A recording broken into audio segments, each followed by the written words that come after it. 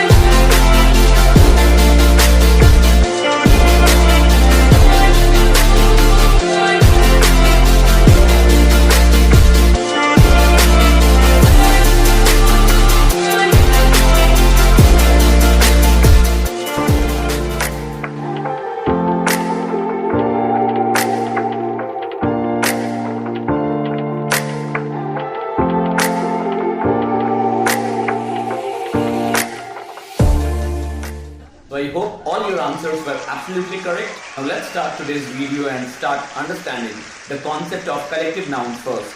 So what are collective nouns? Collective noun, as the name suggests, are such type of noun which are used for indicating a group of person, place, animal or thing. Even though collective nouns refer to a group or a collection of person, place, animal or thing, they are normally not treated as plural. Rather, we consider them as singular and we place singular verb in most cases with collective nouns. To understand this particular concept, we'll see the following examples. In my first example, I have written, a flock of sheep is crossing the road. Here, this particular part is a plural noun and it must be indicated by plural verb.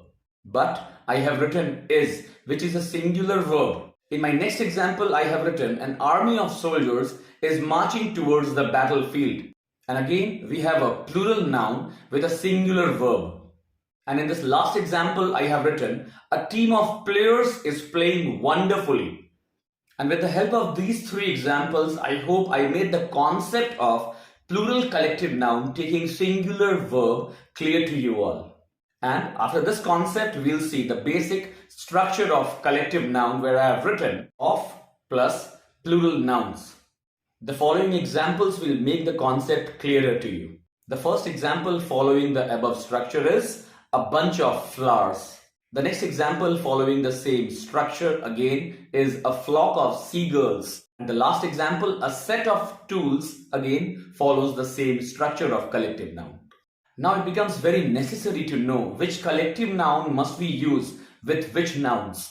For this particular purpose, I am going to provide you a list of collective nouns with meaning so that you can easily understand and know which collective noun to use at which place.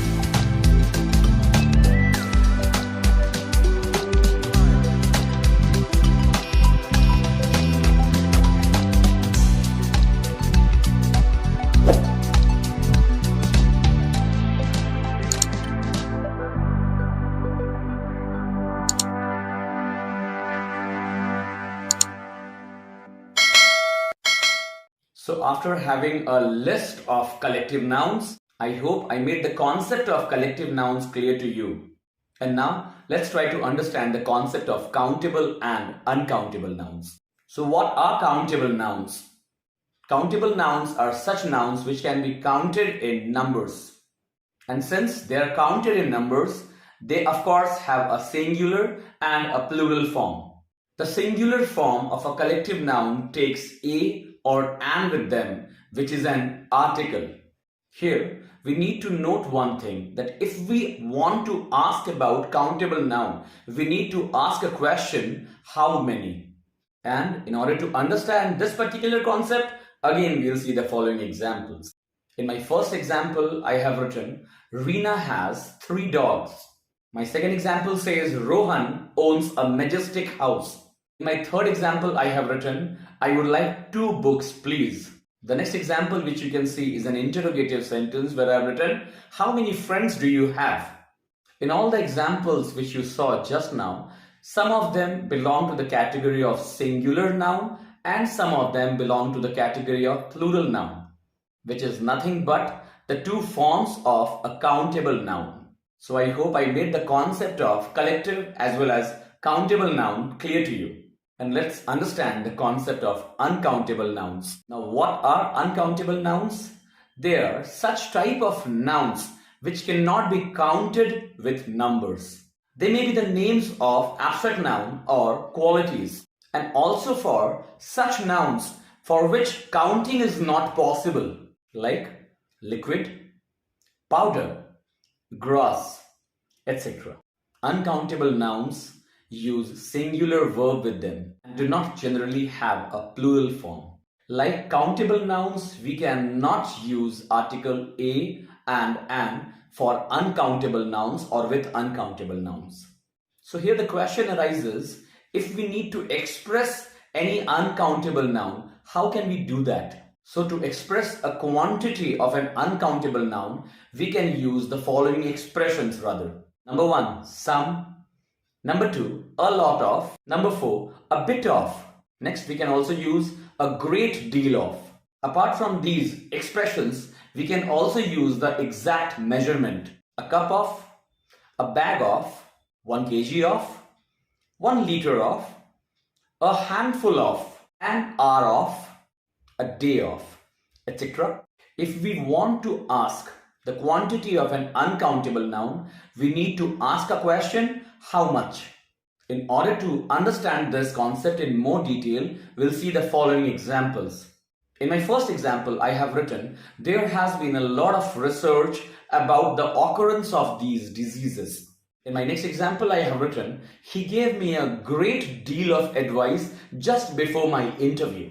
Can you give me some information about uncountable noun?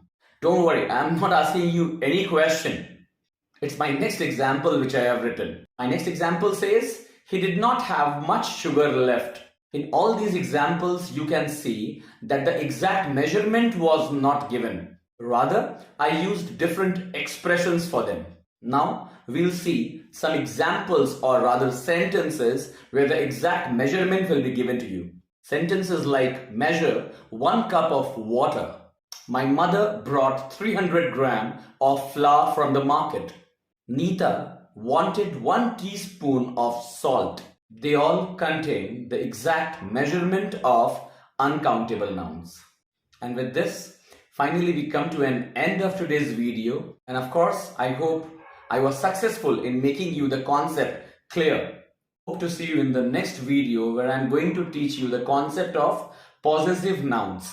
If you are liking my attempt of making you understand different concepts of grammar, don't forget to like, subscribe and share my content with your near and dear ones. Finally, leaving you with the brain gem and the bonus content. Thanks for watching and listening me patiently. Have a great day. Be happy and be safe. Thank you.